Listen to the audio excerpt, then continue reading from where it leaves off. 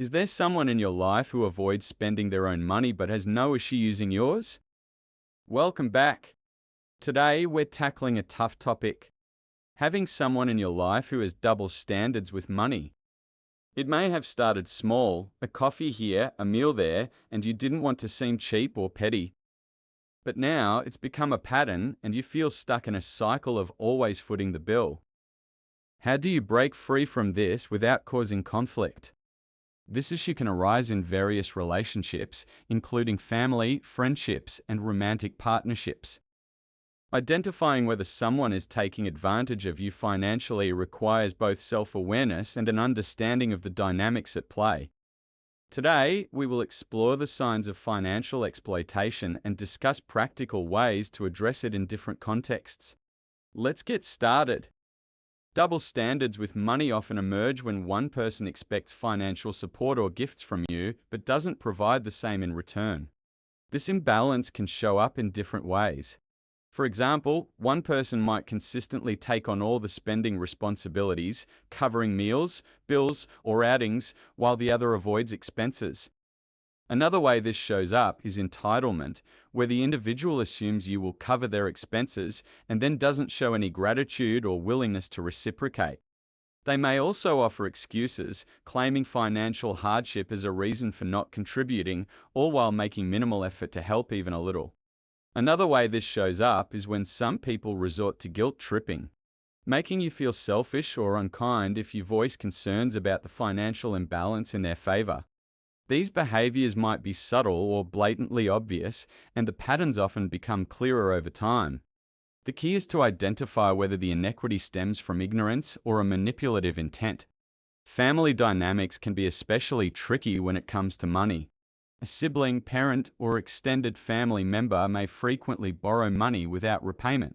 Or maybe they expect you to fund family events because you earn more or have better financial stability.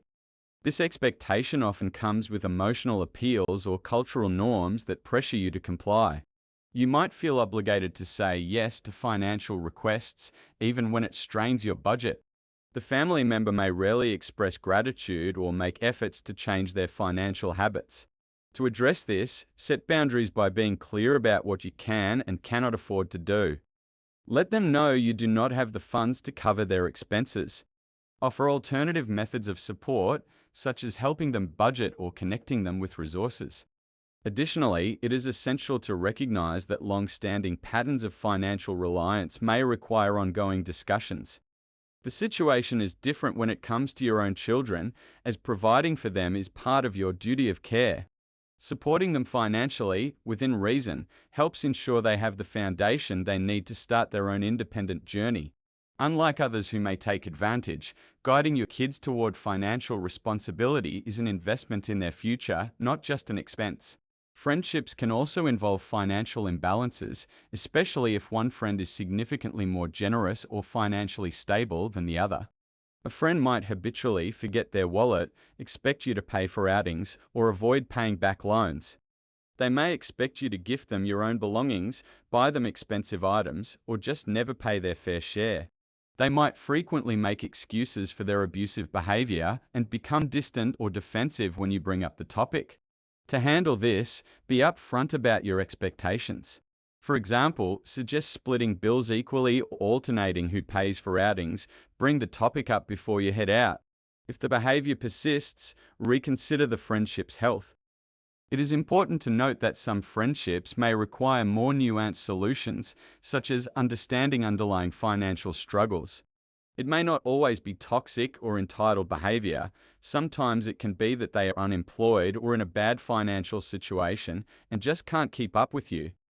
In such cases, finding a middle ground, like choosing less expensive activities which both parties can afford, can foster a more balanced dynamic while preserving the relationship.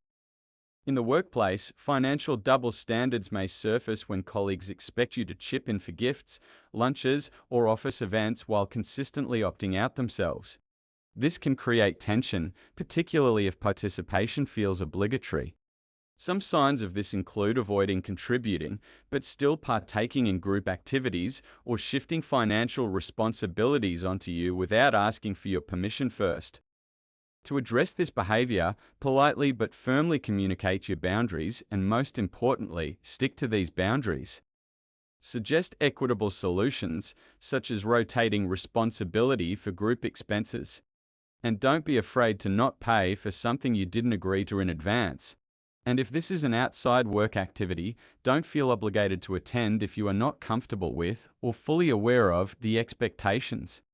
Moreover, fostering an open dialogue with team members can help establish shared expectations, reducing the likelihood of misunderstandings. By addressing the issue collectively, you can ensure fairness without creating unnecessary conflict. Financial double standards or even exploitation is especially concerning in romantic relationships, where one partner assumes the majority of financial responsibilities while the other contributes little or nothing. This dynamic may occur when one partner doesn't work, refuses to budget, or just takes advantage of the other's generosity. They might display a lack of accountability, spend money recklessly, or avoid discussions about finances.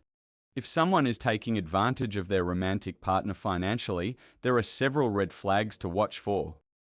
They may avoid contributing fairly to expenses, frequently expecting you to cover meals, bills, or household expenses, while they make little effort to reciprocate. They might also guilt trip or manipulate you into paying for things by playing the victim or making you feel obligated to help them. Another warning sign is repeated borrowing without repayment, often accompanied by excuses or a sense of entitlement to your money. They may also push for financial entanglement too soon, such as pressuring you to combine accounts, co-sign loans, or give them access to your funds while they keep their own finances private. A common red flag is expecting you to cover the cost of trips or vacations for both of you. They might also push for expensive getaways which are beyond your budget while contributing little to nothing themselves.